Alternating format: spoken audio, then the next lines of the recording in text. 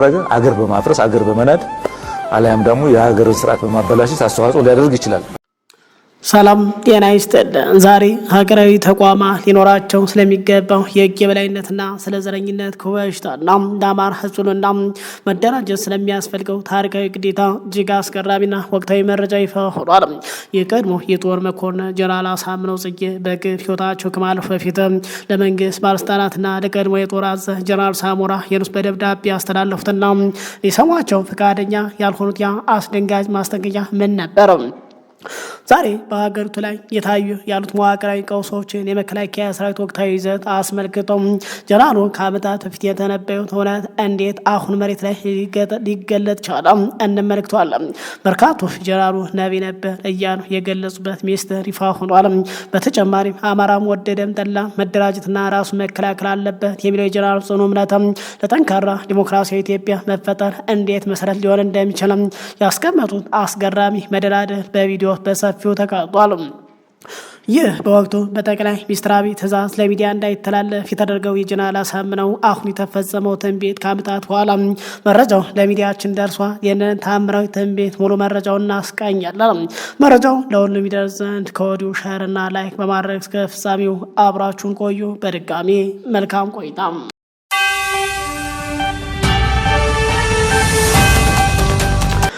የመከላከያ ሰራዊት እንደ ተቋም በህግና በስርዓት ብቻ የሚመራ ተቋም ሆኖ መደራጀት መቻል አለበት። የህግ የበላይነት ከየትኛውም ተቋም በላይ የሚንጸባረቅበት ተቋም ሆኖ መገኘት አለበት።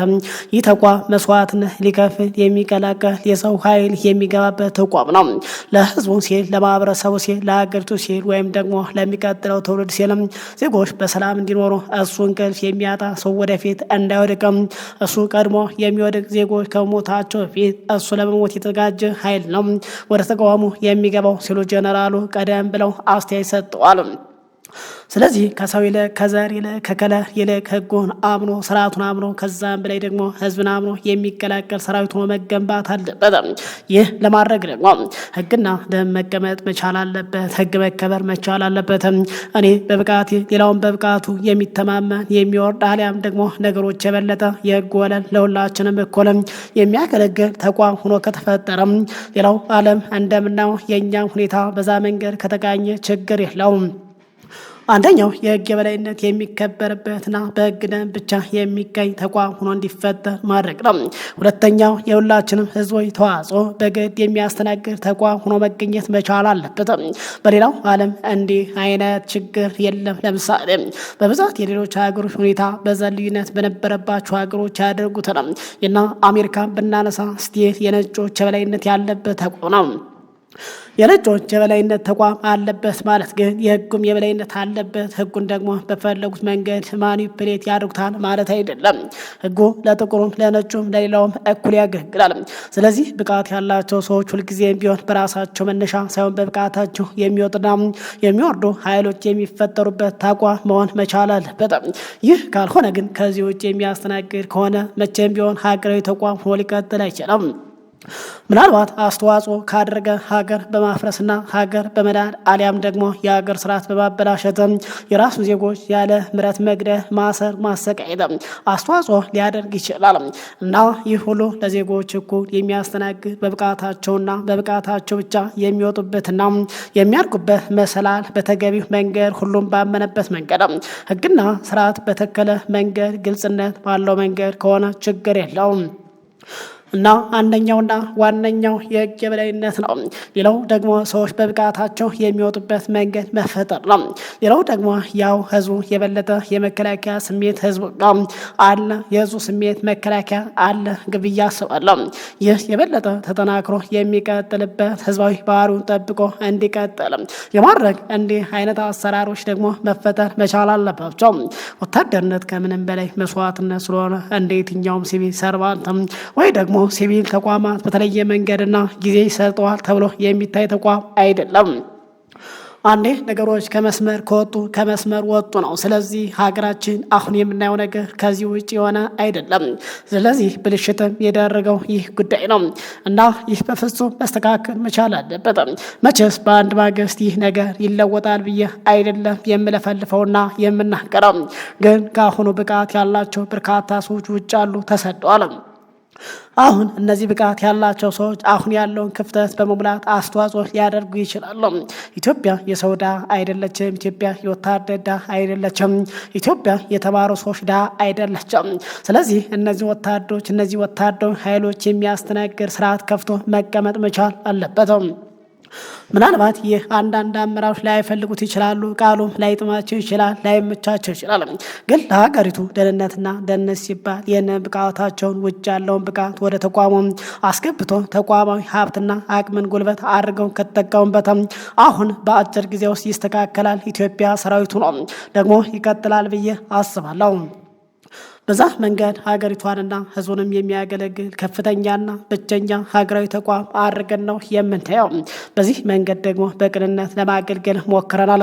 በሂደት ይህ ከመነሻውም ችግሮች ኑረውበታል። በሂደት ደግሞ ያለን ህዝባዊ ባህሪውን ይዞ አልቀጠለም። ያው የዘር ተዋጽኦ ሂዶ በሌሎች መንገዶች ካልተሟልሸና አጠቃላይ ካልተቃኘ ድረስ በሀገሪቱ ፍላጎት ማለት ነው ሂዶ ያ ነገር መንጸባረቁ አይቀርም እና ጎልቶ የመጡ ትላልቅ ሀገራዊ ኩነቶችና ችግሮች ታይተውበታል፣ ተከስተውበታል።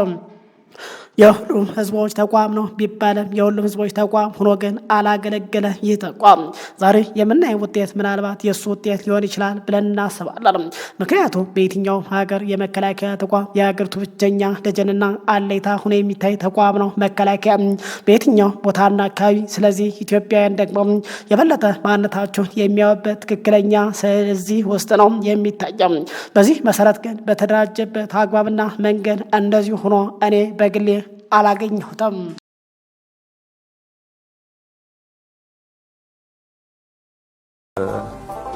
እንደ አማራ እንድደራጅ እንዳስብ እየተገደድኩ ነው። መከላከያ በየትኛው መንገድ ሄዶ ህግን ማስከበር እንጂ ህግን ደግሞ መደርመስ የለበትም። እኔ የመጣሁት ወይም ደግሞ የመጣሁበት ማህበረሰብ አማራ ነው። ሌሎች ደግሞ ያው ከተለያየ አካባቢ የመጡ እንደዚሁ ተቋሞች አሉ። ስለዚህ የስርዓት እዛ ውስጥ ያለው ስርዓት ሁላችንም እኩል የሚያስተናግድ ስርዓት እንዳልሆነ ውሎ አድሮ ታይቷል፣ በብዙም ተከስቷል። አሁንም የእርስ በርስ ጦርነት የዚያ ውጤት ነው። ስለዚህ ይህ ሄዶ ይጫናው በሀገሪቱ ውስጥ ያለው ሁኔታ በመግራት ሆነ ነገሮችን ክፍተቶች እየፈጠረ ቀውስ በመፍጠር አስተዋጽኦ እያደረገ የመጣ ተቋም ነው። እዛ ተቋም በስፋት በግፍ የተሰናበቱ በርካታ በመቶና በሺዎች የሚቆጠር የአማራና የኦሮሞ ሰራዊት እንዳሉ አውቃለሁ። ይህ ማለት የኢህአዴግ ሰራዊት በመቀነሱ ወይም በተለያየ የማጣጠን አልተቀነሰም ማለት አይደለ። ይህ በትክክል ሊቀመጥ ይገባል።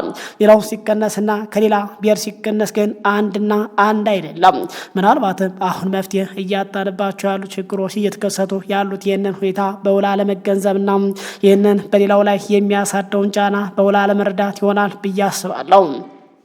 ስለዚህ ይህ የሚያኮርፍ ቅሬታ የተሰማው የአማራ ተወላጅ የኦሮሞ ተወላጅ የደቡብ ተወላጅ የሌላ ብሔር ተወላጅ ቅሬታውን ይዞ ነው ወደ ማህበረሰቡ የሚቀላቀለው ከሌሎች ተቋማት ጋር የሚገባው።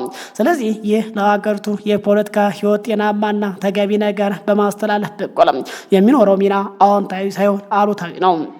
ስለዚህ አጠቃላይ የመከላከያ ተቋም ከአደረጃጀት በመርህ ደረጃ በተወሰነ ነገር ክልል ተገቢ ነውና በአባባል ደረጃ እውነት የሚመስል ቢሆን በይዘቱ ግን በፍጹም የተለየ ነው። ስለዚህ ያ ውጤት በመከላከያ ተቋም እንዳስቀመጡት ሆኖ አላገኘሁትም። መከላከያ በየትኛውም መንገድ ሄዶ ህግን ማስከበር እንጂ ህግ ደግሞ ማሻሻል ወይ ደግሞ መደራመስ የለበትም። ስለዚህ እንዲህ አይነት ሰዎች በአጭሩ ካልተቋጩ ወደፊትም እጅግ አደገኛ ሁኔታ በሀገራችን ጋር ይፈጠራል የሚል አመለካከት ነበረኝ። ይህንን በቅርቡ ለአሁኑ በጡረታ ለወጡ ለጄኔራል ሳሞራ የኑስ አቻዎቻቸው ነግሬያቸዋለሁ። እሳቸው እንዲህ አይነቱን ነገር መስማት ሳይፈልጉ በመቅረታቸው ለጠቅላይ ሚኒስትር መለስ ዜናዊ አሁን በህይወት ለሌሉ ጠቅላይ ሚኒስትር በጽሁፍ ነግሬያቸው ግን ጉዳዩ አላሉትም። ስለዚህ የህግ የበላይነት ሌላው የሁላችን የምናገለግልበት ተቋም ሊሆን አይችልም። የነገር በአጭር እርሶ ባለበት በአጠቃላይ የማስተካከያ እርምጃ እንዲወሰድበት እጠይቃለሁ ብዬ እሳቸው ነው አሁን በህይወት ያሉትና ያሉትና 4 እና 5 ሚኒስትሮችም እንዲያውቁ ታድርጊያለሁ። ይህ በደብዳቤ ነበር። ግን አንዳቸውም ሊረዱት አልቻሉም፣ ሊሰሙ ፈቃደኛ አይደሉም። ለአሁኑ ለጠቅላይ ሚኒስትር አብይ አህመድ በተመሳሳይ ሀሳብ ሰጥቻለሁ። የሚሰሙና የሚያስተካክሉ ከሆነ አገር ልትቀጥል ትችላለች። ይህ ካልሆነ ግን ጠቅላይ ሚኒስትሩም አሁን ያለውን ከዚህ በፊት የነበረው ሂደት የሚያስቀጥሉ ከሆነ መከላከያ ሀገር በማፍረስ ውስጥ ተባባሪ እንደሚሆን እተማመናለሁ። እኔ አማራ ነኝ፣ የምናገረው አማርኛ ነው። የአማራ ባህል ደግሞ ከሌላው ሊለይ ይችላል። ስለዚህ ይህንን ነገር ሲነኩብኝ፣ ሲጨፈልቁብኝ ይከፋኛል፣ ቅርም ይለኛል። ስለዚህ ይህ ባህሌ እንዲከበር፣ የቋንቋ እንዲከበር መጠየቅ ፈጽሞ አይቀርም። ይህ ግድ ነው። ማንም ማንነቱ ካልተከበረ ጥያቄ መጠየቁ አይቀርም። የኦሮሞ ወንድሞቻችን በተመሳሳይ መንገድ፣ የትግራይ ወንድሞቻችን በተመሳሳይ መንገድ፣ ሌሎችን በተመሳሳይ መንገድ ይጠይቃሉ። ስለዚህ በውስጥ ባህልና ወገን ጠብቅ ማለት ከዛ የወጣን ነገር ሀገርን በትኖ ሀገር ወደ ተለያዩ ዘረኛ እንዲሁም በሌላ መንገድ በጥላቻ እንዲያይ የሚያበረታታ ርዕዮተ ዓለም አልነበራቸውም። የዓለማችን ታሪክ የሚያሳየው ይህንን ነው። ስለዚህ እኛ ሀገር ጋር ጽንፈኛ ፖለቲከኞች ባልሆነ መንገድ እየተጠቀሙበት ነው። መከላከያውን ከህዝብ አውጥተው ለራሳቸው እያደረጉት ነው። አንዳንድ ጀነራሎች በግዝ ካሬ ሲሆኑ እያየ ነው። ይህ አደገኛ ነው። በቀጥታ ሀገር ያፈርሳል። ብቸኛ ሀገር አንድ ሆና ትኖራለች። አንድ ሆኖ ብዙ ወራሪ ጠላቶች መክታለች። የርቀት ታሪካችን ይህንን ነው የሚያሳየው። የቅርብ ታሪካችን ይህንን ነው የሚያሳየው። መጪው ዘመን ደግሞ የትውልድና መጪው ትውልድ ደግሞ የሚያዩትና የሚመሰክሩት ይሆናል። ስለዚህ ዘረኝነትና በስፋት ከአንድነታችን ይልቅ በልዩነታችን ላይ ስራ ሰርቷል። ዛሬ የዘራነው ነው የምናጭደው። ዛሬ ያው ትላንትና የተበተነው ነው ዛሬ እያየንና እያገኘን ያለ ነው። ለምሳሌ ስለ ኢትዮጵያ ስናነሳ የትግራይ ህዝብ በጣም ደማቅ ከለርና ታሪክ አለው። ጂኦግራፊው ብዙ ጊዜ ጠላቶቻችን በሰሜን በኩል ሊመጡ ስለነበር የሰሜን ኃይል በመመከት በኩል ከፍተኛ የሆነ ተጋድሎ አድርገው የቅርብና የሩቅ ወንድሞቹ ከጊዜ በኋላ ነው የሚደርሱለት። ስለዚህ ኢትዮጵያዊነት ከኔ ከአማራው ይልቅ ከሌላው ይልቅ ትግራይ ጋር ሲደርስ ውበት አለው። ዛሬ ህዝቡ የሚያውለበልበው ባንዲራ አረንጓዴ፣ ቢጫ፣ ቀይ ትግራይ ጋር ቢሄድ የበለጠ ይደምቃል። እውነተኛ ታሪካቸው ይህ ነው። ስለዚህ ኢትዮጵያ ከነሱ ነበረ የሚነሳ። አሁን ያለው ዘረኛና ጽንፈኛ የሆነ የፖለቲካ ኃይል ይህንን እንኳ እውነታቸውን ታሪካቸውን እንኳ በግልጽ እንዲያወጣ እንዳስቡትም የቆየው ታሪካቸውን ጠብቀው ወደፊት ካለው እውነታ ጋር እንዳይገናኙ እንኳ አፍኖ የያዘ መጥፎ መንግስት ነበር። ስለዚህ ዘረኝነት ሌላውን ብቻ ሳይሆን የራሱንም ዘር አንገት ማስደፋቱ አይቀርም። አሁንም እያስደፋ ቀጥሏል። ይህ ከታሪክ አንብበንና ከታሪክ አይተናል። እውነትን እየሆነ ያለው ይህ ነው። ስለዚህ ዘረኝነት አንዳንዴ የህዝብ ተደርጎ ይወሰዳል አይደለም። ዘረኝነት ከአንድ ዘር ወጥተው ፖለቲካዊና ኢኮኖሚያዊ ፍላጎታቸውን አሟልተው በኋላ ደግሞ የፖለቲካዊና ኢኮኖሚያዊ መዋቅራቸው ሲናድና ሲሸነፉ ሌላ መጠለያ ስለሌላቸው ባህልና ቋንቋ ከሚስማማቸው ከሚመቻቸው የማህበረሰብ ክፍሎች ጋር ተገናኝተው ተቀላቅለው ይህን የፈጸሙትን ደባ የሚሸፍኑበት ካባ ነው ዘረኝነቱ። አሁንም የምናየው እውነታ ይህ ነው። ስለዚህ ዘረኝነትን ሀገራችን ጋር ኢትዮጵያ ጋር በፍጹም የታወቀ አይደለም። በእኛ እድሜ የታወቀ አይደለም። ለማንም የሚጠቅም አይደለም።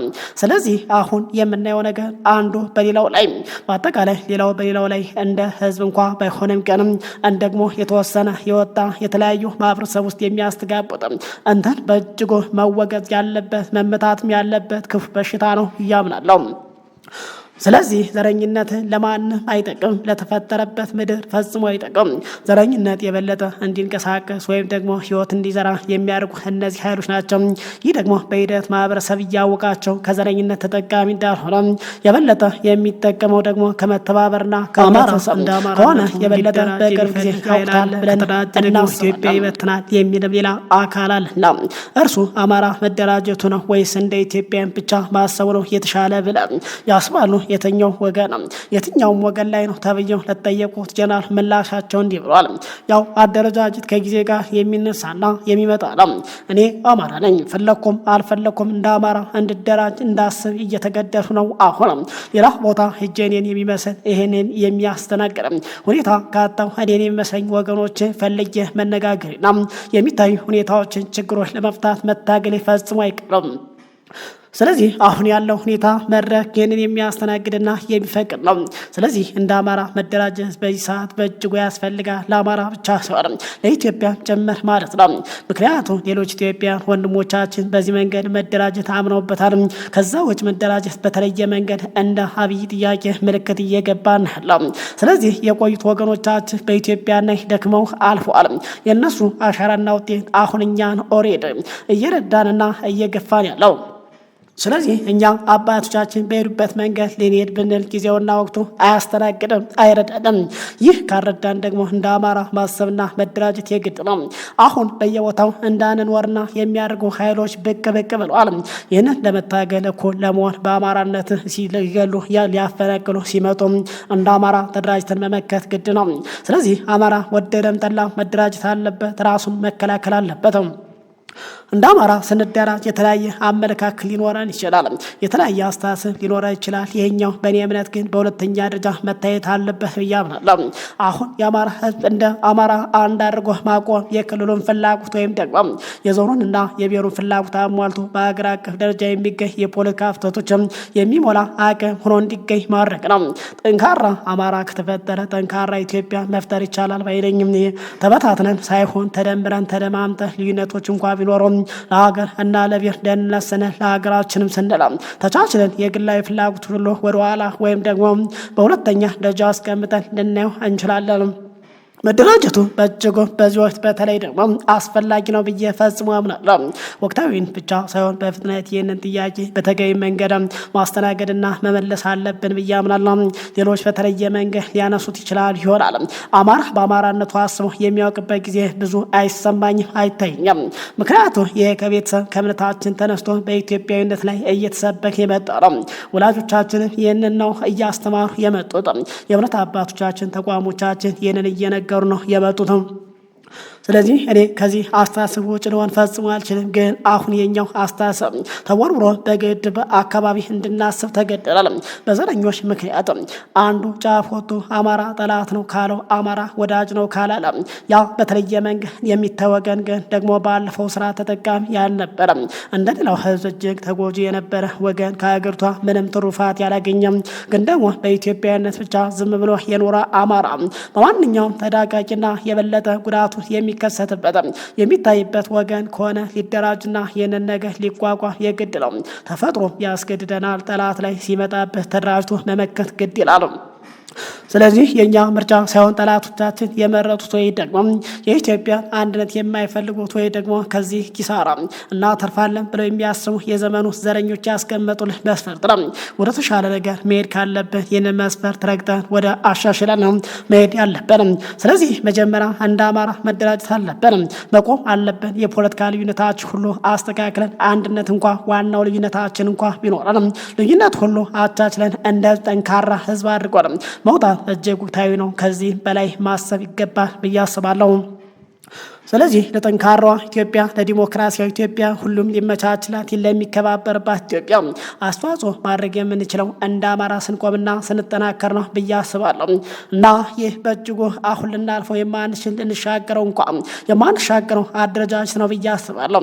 ስለዚህ አማራ አሁን እየመጣበት ካለው መከራ ሊወጣ የሚችልበትን በአንድነትና በአማራነቱ ሲደራጅ ነው።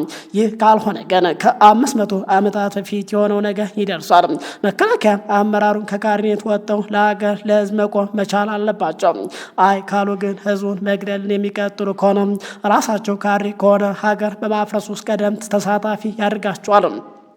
ጀነራሉ ከዚህ ስራቸው ካልወጡ መከላከያ ሀገር ጠባቂ ከመሆን ዘሎ ሀገር አፍራሽ ይሆናል፣ ሊታሰብበት ይገባል ሲሉ ጀነራል አሳምነው በግፍ ከመሞታቸው በፊትም የተናገሩት ነው።